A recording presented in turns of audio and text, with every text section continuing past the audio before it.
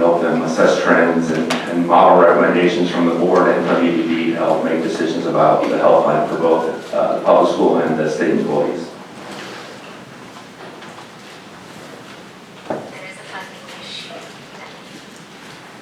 First, just going to start off by, these are actuarial projections, so there's a lot of assumptions that go into these numbers. We're trying to project the future, and so there's a lot of moving parts. So we set these assumptions based on historical data, conversations with EBD and their vendors, data that we help. Do you have a question, sir? Members, let me just interrupt for a second to let you know that you do have a copy of this PowerPoint presentation in your handout. Now, my understanding is that there is a correction in this that we were not able to catch before it was printed. Is that correct? No, sir. You had the corrected We do have the PowerPoint in front of you and on the screen. Okay, correct. Thank you. Go ahead. As I was saying, these are projections, so we're trying to project the future, and there's a lot of assumptions that are built up to try to do that. So next year at this time, we look at these numbers, they're going to be different, and the only way they'd be the same is if things came out exactly like we projected, which we don't expect. So what we try to do is minimize the risk around those projections by sensitivity testing and things like that. And then because of that normal variability, it's even been further exacerbated by the pandemic. What we try to do is limit the amount of time between the data we have and what we're trying to project. But because of the pandemic, the costs that we're seeing in 2020 are different than what we have expected because people have deferred care, not going to the doctor due to sheltering in place and things like that. So there's going to be a lot more unknowns about 2021 is if when that care is going to come back, if it comes back, and any additional costs due to COVID testing or COVID treatment that, it's still a lot of unknowns even now.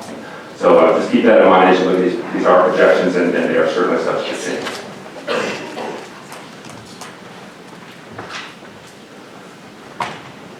All right, so one thing I just want to point out too about the projections is we're really doing two kinds of projections here. A short-term projection where we're looking at what's going to happen for the rest of 2020 and then what's going to happen for 2021, but we're also looking further down the road past 21 to make sure that there's funding and money available to help fund the program going forward. We don't want to be short-sighted and not be able to set up reserves so that if something bad happens, we can't react and can't cover those. Then also, there really are 5 levers that we look at to help manage the plan. The first one is state funding. So for ASC, it's the $420, which is now $450 per budget head count per month.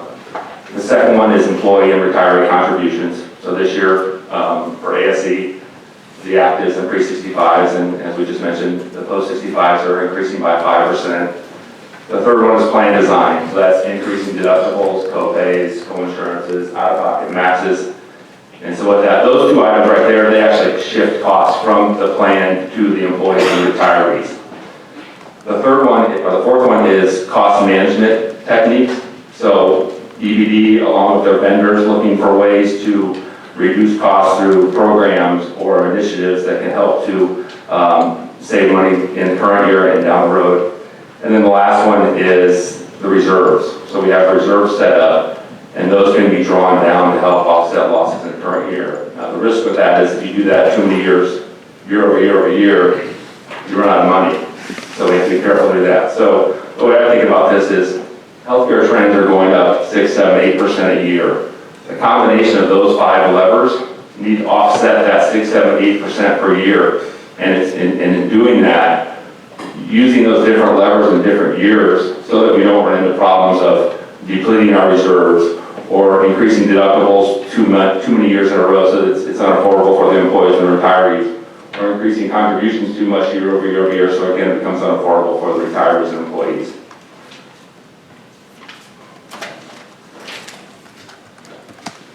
Okay, just to summarize the board action on August 5th, that was the most recent set of our projections. So we increased the employee contributions, or the board approved the increasing of the employee contributions and the pre-65, 65 contributions by 5%. At that point, there were no change in the post-65 retirees.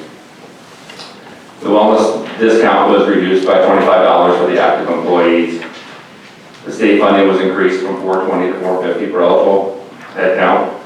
And then the pharmacy coverage was reduced and, or eliminated and expected to be received through the Part D market. And at that point, we didn't make any plan design changes for either the actives or the 365s. All right, so the new proposal, as Ms. Sesser said, was to increase the post-retiree contributions by 5%. That'd be across the board. And then Medicare pharmacy coverage would now be voluntary. So the retiree could choose to get coverage from EBD through the plan they have today, or they could opt out and go to the Medicare Part D market and receive a $25 stipend to offset the cost of that. All right, so here's how the funding shows up. So the first two numbers, the 15.35 and the 29.8 million, those are the numbers we presented at the September board meeting. So those reflect no Medicare Part D coverage and all those initiatives I just mentioned that were approved by the board in August. So the next line down is if we increase the post-65 retiree contributions by 5%, that generates an additional 1.66 million in funding for the plan. So that increases the surplus from 29.8 million up to 31.4 million. Next is the big one. So if we reinstate